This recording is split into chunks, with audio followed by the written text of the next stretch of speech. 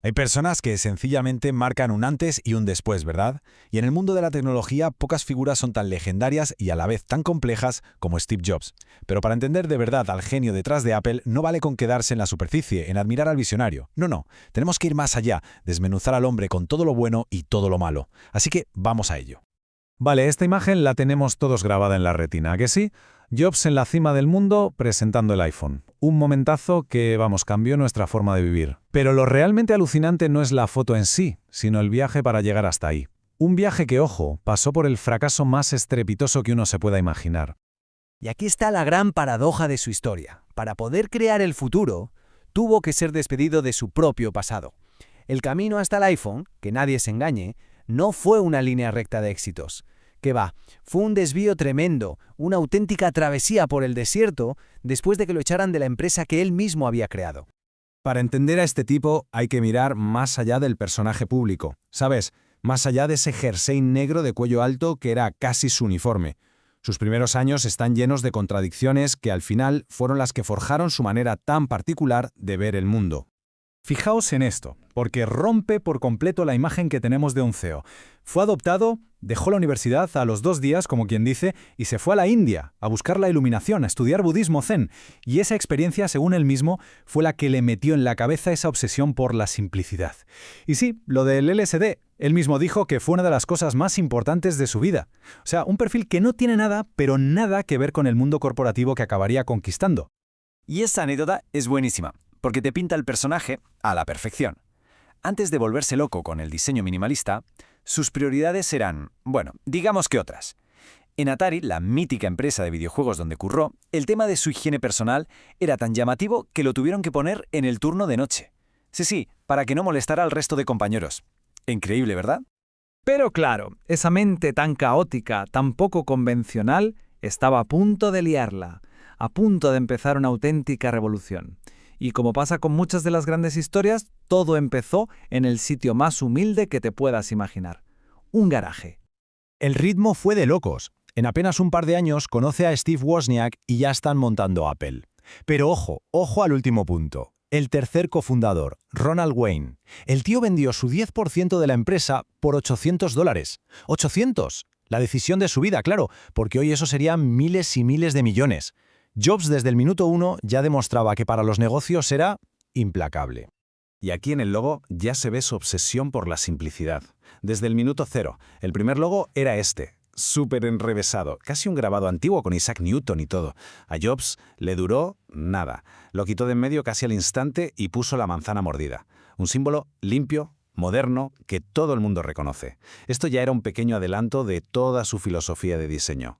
El éxito de los primeros años fue brutal, una auténtica explosión. Pero claro, con el éxito también llegaron los conflictos. Y aquí es donde llegamos al momento más dramático, el verdadero punto de inflexión de su carrera. La palabra clave aquí es traición, pura y dura. Porque, Jobs había fichado al CEO, a John Sculley sacándolo de Pepsi, con esa pregunta mítica: ¿quieres pasarte el resto de tu vida vendiendo agua con azúcar o quieres venir conmigo a cambiar el mundo? Pues la ironía es que fue ese mismo tipo, Sculley, el que organizó todo en la junta directiva para echar a Jobs a la calle. De su propia empresa, imaginad la humillación, no solo pública, sino sobre todo personal. Pero lo increíble es que, según sus propias palabras, este desastre se convirtió en una liberación. Lo que para cualquiera habría sido el fin de su carrera, para él fue justo lo contrario. Fue la chispa que encendió su etapa más creativa. Y es que esos años que pasó fuera de Apple no fueron para nada un exilio. Fueron un periodo de una creatividad brutal, donde puso los cimientos de lo que sería, tiempo después, su regreso por la puerta grande. Nada más ser despedido, funda Next. Sus ordenadores no se vendieron muy bien, eso es verdad. Pero fijaos bien en esta imagen. Este cubo negro que veis aquí es, literalmente, donde nació la World Wide Web. Tim Berners-Lee usó una de estas máquinas para montar el primer servidor web de la historia. O sea, el fracasado de Steve Jobs, sin comerlo ni beberlo, había construido la cuna de Internet. Casi nada. Mientras todo el mundo lo daba por muerto, Jobs estaba construyendo el futuro. Y por partida doble además. Por un lado, con Next estaba creando el software que, años después, sería el cerebro de todos los Mac. Y por otro, va y compra un pequeño estudio de animación que se llamaba Pixar, y bueno, el resto es historia. Cambió el cine para siempre con Toy Story. Y entonces llega el giro de guión. Apple, La empresa que lo había echado estaba al borde del abismo, a punto de quebrar, y, desesperados, no les quedó más remedio que llamar a la única persona que podía salvarlos, a él. Y que nadie piense que volvió por la pasta, para nada. Aceptó un salario simbólico de $1 al año. Lo que él quería era otra cosa, era su visión, era su revancha. Era la oportunidad de demostrarle al mundo entero que se habían equivocado con él. Y cuando volvió, implantó su modelo de liderazgo. Un modelo que era, pues, tan genial como salvaje. Como podemos ver aquí, ideas que suenan muy bien como mantenerse comprometido, él las traducía en responsabilidad absoluta. Su enfoque en la visión era en realidad un perfeccionismo enfermizo. Y lo de trabajar con el equipo, bueno, para él significaba exigir un nivel de excelencia que muchos describieron como pura tiranía.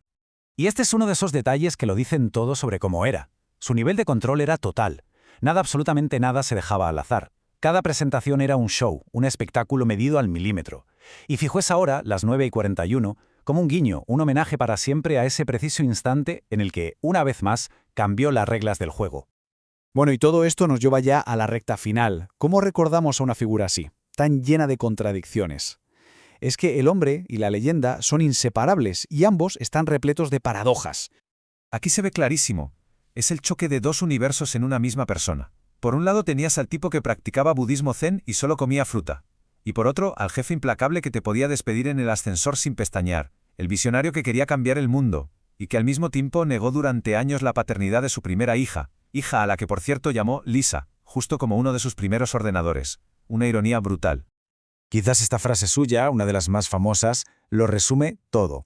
Esa pasión desmedida por su trabajo fue el motor de todo, de su genialidad, sí, pero también de sus demonios. Fue lo que le empujó a crear cosas increíbles, pero a menudo con un coste personal altísimo para la gente que tenía alrededor.